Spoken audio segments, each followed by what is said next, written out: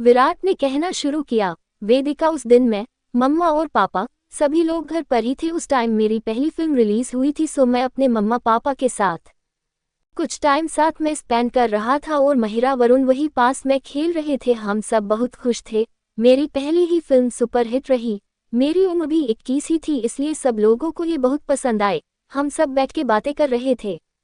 तभी मेरा फ़ोन बजा। फ़ोन मेहरदी का था। मेहरदी मेरी बड़ी बहन थी और मेरी उससे बहुत अच्छी बॉन्डिंग भी थी। वो सारी बातें मुझे बताती थी। तो उनके फ़ोन को मैंने अटेंड करके जैसे ही हेलो बोला, वो बुरी तरह रोने लगी। बस इतना ही कह पाती विराट। इसके बाद रोती रही। वो बहुत देर तक रोती रही। मैं उनसे पूछता रहा पर उससे कुछ कहा नहीं जा रहा था। वो बस रोए जा रही थी। मैंने उनसे कहा कि एक बार चुप होकर सारी बात बताए। बहुत देर बाद वो चुप होकर कहने लगी, विराट मैं बर्बाद हो गई। सब खत्म हो गया विराट। मैंने मम्मी पापा के फैसले के खिलाफ जाके जो गलती की उसकी सजा मुझे मिल गई। उसकी पहेलीनुमा बातों को सुनकर मैं थोड़ा घबरा कर बोला, मेहरदी प्लीज मुझे साफ साफ बताओगी बात क्या हुई है। तब दी ने जो मुझे बताया उसे सुनकर तो मैं भी दंग रह गया। Fearful face, fearful face, fearful face, fearful face. दी ने फिर कहना शुरू किया, विराट निखिल ने मुझे बर्बाद कर दिया। मैंने उस पे भरोसा करके तुम सबके खिलाफ जाके उससे शादी की और उसने मेरे प्यार और भरोसे का गला ही घोट दिया, मुझे बर्बाद कर दिया। वो भी एक लड़की की वजह से। वो मुझे कई टाइम से धोखा दे रहा था और मुझे पता ही नहीं चला।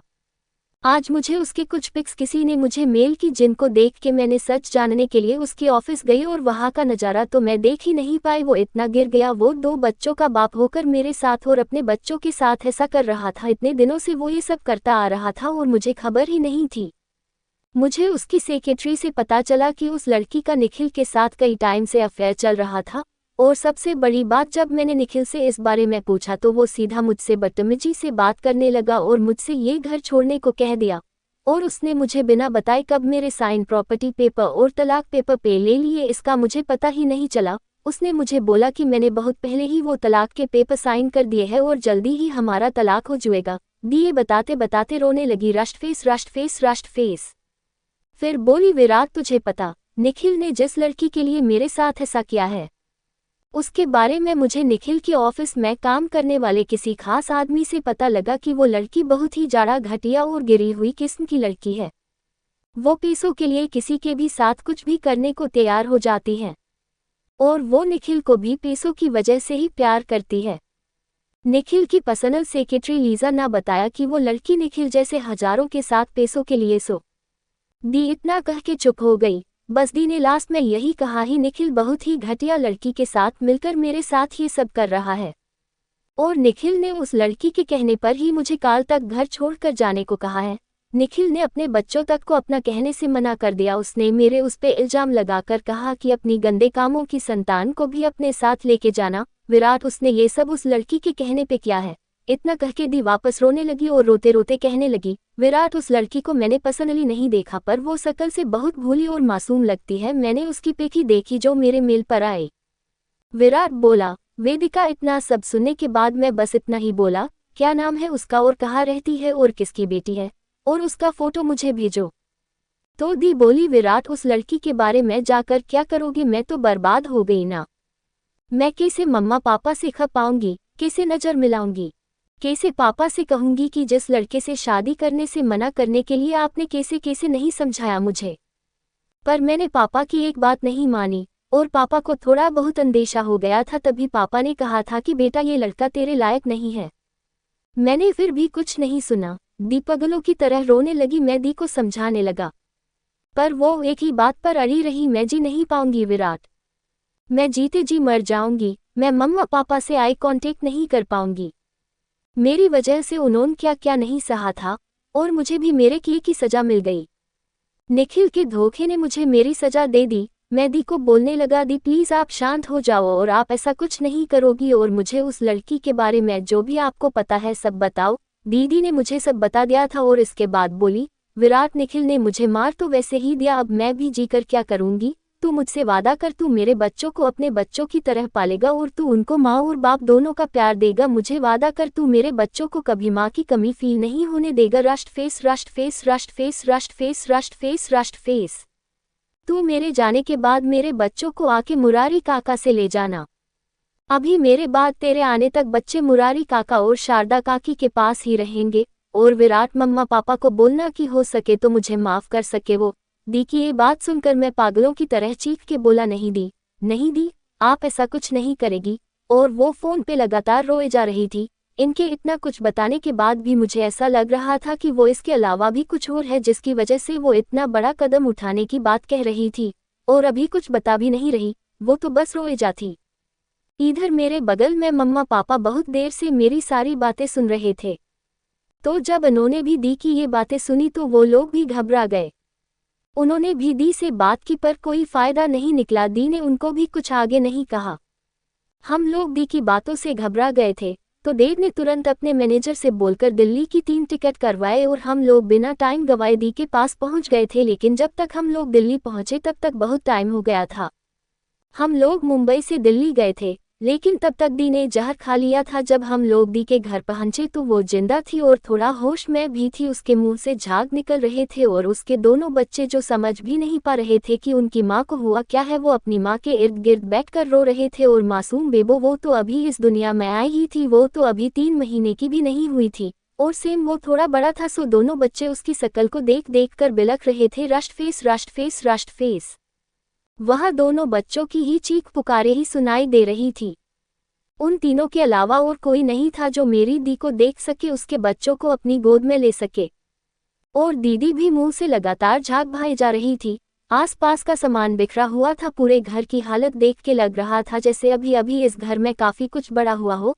आसपास से बिखरे हुए थे और ध्यान से देखने पे पता चला तो दीदी के भी कई जगह चोट के निशान थे। उनके गालों पर अनगिनत थप्पड़ों के निशान थे। किसी की अंगुलियां उनके गालों पे ज्यों का त्यों छपी हुई थी। और चीख तो मेरी तब निकल गई जब दोनों मासूम बच्चों के भी गलों पे अंगुलियों के निशान थे। Rust face rust face rust face rust face rust face rust face rust face rust face rust face rust face rust face rust face. मैं तो जैसे ये सब देख के जम सा गया वहीं। और मम्मा तो ये सब देख ही नहीं पाए। वो तो दी और उसके बच्चों का ऐसा मंजर देख के बेहोश ही हो गई। और पापा वो बहुत देर तक शॉक में चले गए। फिर जब उनको एहसास हुआ तो पाप ने मुझे भी चेतना में लाके एम्बुलेंस बुलाने को कहा और दोनों बच्चों को लेके और साथ में दीदी को लेके हम लोग हॉस्पिटल गए। वहां जाके मम्मा और दीदी दोनों को एडमिट कराया। दी को तुरंत डॉक्टर अपने साथ ले गए। काफी देर तक वो दीदी को देखते रहे। तब तक मम्मा को भी होश आ गया था। मम्मा भी पापा के पास आके रोते हुए बोली, शरद मेरी बच्ची कहाँ है और कैसी है वो शरद? तो पापा कहने लगे, अभी उसे डॉक्टर देख रहे हैं, आप हिम्मत रखो, हम हमारी बच्ची को कुछ नहीं होने देंगे और उस कमीने निखिल को तो छोड़ेंगे नहीं। क्या हाल किया है हमारी मासूम सी बच्ची का। पापा ने उस निखिल को बहुत फोन लगाए पर उसका फोन नहीं लगा। और इधर दी की भी हालत बिगड़ती जा रही थी। मैं दोनों बच्चों को अपने साथ लिए ये सब तमाशा देख रहा था। Rust face rust face rust face rust face rust face. तभी एक काफी सीनियर डॉक्टर आया और बोला, सॉरी मिस्टर गोयनका, पर आपकी बेटी की कंडीशन बहुत बिगड़ती जा रही है और हम भी कुछ नहीं कर पा रहे। आपकी बेटी की बॉडी में बहुत ज़्यादा जहर है और को कई पार्ट को डैमेज कर चुका है। और ये जहर भी हमारी समझ से परे है कि इनको कौन सा जहर दिया गया है। पापा हाथ जोड़कर डॉक्टर से बोले, प्लीज डॉक्टर कुछ तो करो। तब डॉक्टर ने कहा, आप हो सके तो अपनी बेटी को मुंबई के लीलावती हॉस्पिटल ले जाओ। वहाँ के काफी सीनियर डॉक्टर खन्ना से मेरी बात हो गई है, अब वो इनको बचा सकते हैं। इतना सुनते ही डेड ने कहा, ठीक है फिर इनके ले जाने की व्यवस्था करो। तो डॉक्टर ने टाइम की कमी को देखते हुए एयर एम्बुलेंस से दी को मुंबई के लाने के लिए कहा। हम लोग पापा के स्पेशल रिक्वेस्ट पे डॉक्टर माथुर को अपने साथ एम्बुलेंस में ले आए। मुंबई के लीलावती हॉस्पिटल पहुंचकर दी का इलाज फौरन चालू हो गया। मम्मा पापा ने मुझे दोनों बच्चों को सेम और महिरा के पास छोड़कर वापस आने को कहा। क्योंकि महिरा काफी बड़ी थी तो वो दोनों बच्चों को अच्छे से संभाल लेती। मैं भी मम्मा पापा के कहे अनुसार घर आके बच्चों को महिरा को देके और महिरा को आधा अधूरा बताकर वापस हॉस्पिटल आया तो देखा मम्मा पापा बहुत बुरी तरह रो रहे थे। दीदी अब जा चुकी है विराट। पापा ने मुझे जब ये कहा तो मेरे तो कान ही ठंडे हो गए थे। मैं अपनी दी को खो चुका था। मैं आखिरी बार भी अपनी दी से नहीं मिल पाया था। वो मुझे छोड़कर चली गई थी और मेरे ऊपर इतनी बड़ी जिम्मेदारी डाल गई थी। Rust face rust face rust face rust face rust face rust face rust face cold sweat cold sweat cold sweat cold sweat cold sweat cold sweat.